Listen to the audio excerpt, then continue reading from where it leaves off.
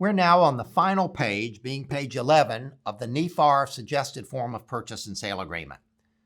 The first thing you notice at the top is the wire fraud warning. You that are experienced agents notice something different. It's now offset in a box.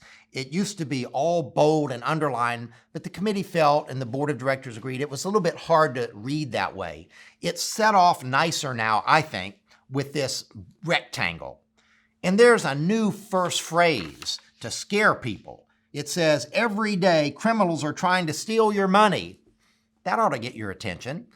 And what we're telling people is, don't you dare wire any money without first picking up the phone and verifying with the intended recipient that these wire instructions were really from them. Because sadly, there's criminals out there who pretend to be realtors and attorneys and non-attorney settlement agents and lenders, and they hack into realtor accounts, and they're quiet, and they see how you talk to your buyers and sellers, and then pretending to be you the day before the closing, they'll send you an email, hey Joe, can't wait to see you and the boys at the closing tomorrow. Here's how much money you need, and here are the wire instructions. And so they're completely bogus wire instructions. So please insist that your buyers and sellers, where they have to wire money, pick up the phone, make sure they're talking to the intended recipient. You tell them the phone number of where the wire is coming from, the settlement agent generally, and give them a few names to ask for in that settlement agent's office and let them have the certainty. Now, you'll also notice a new last 3 lines there. I'll read them. After you receive a federal reference number from your sending financial institution, that means you wired it, they gave you a Fed reference number, you may want to verify as soon as possible with the intended recipient, probably the settlement agent, that they received your money. If you can't verify that, then you need to call the institution. I've met several times with the FBI in Jacksonville to teach me how to teach you what to do if your buyer or seller got wire frauded. Their first call instantly has to be to their bank.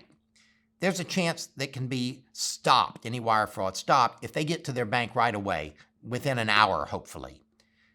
And then maybe it can be stopped. The second call can be to the local FBI. I'll give you the number in a minute, but the FBI would prefer that you do this online. Here's the website if somebody's wire frauded. To go on to www.ic3.gov.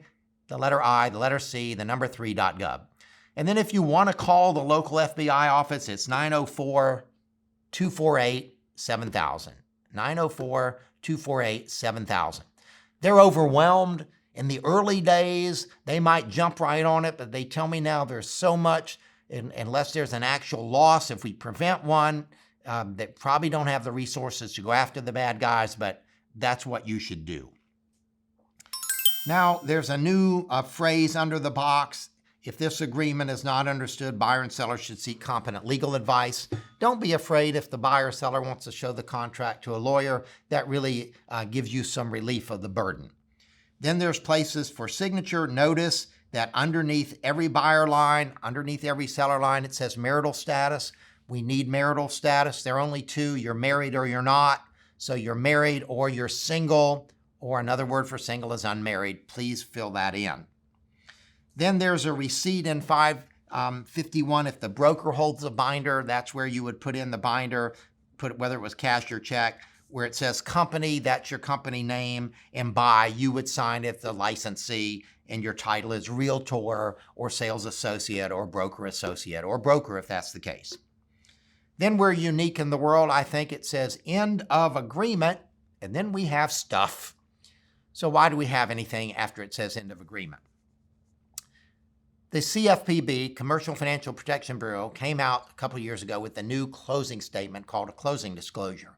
On page 5, the last page of that, it shows the license number of the lenders, of the real estate agents, and the settlement agents.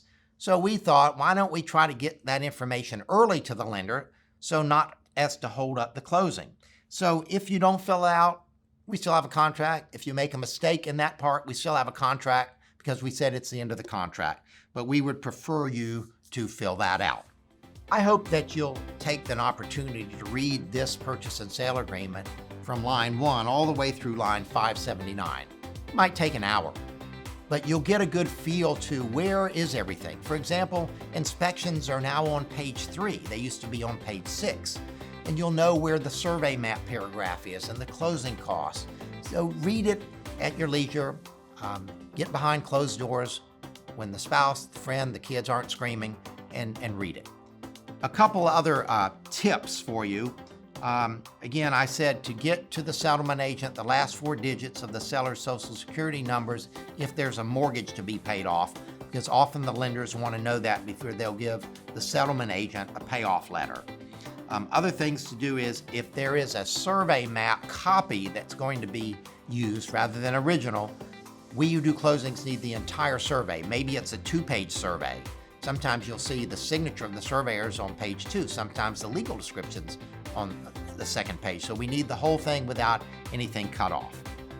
So now we've gone over each page of the NEFAR purchase and sale agreement. I think you'll find it to be a very comprehensive form. You should always use the latest NEFAR forms. The latest forms say at the bottom 04/20, meaning April of 2020. That's when they were revised. Thank you very much.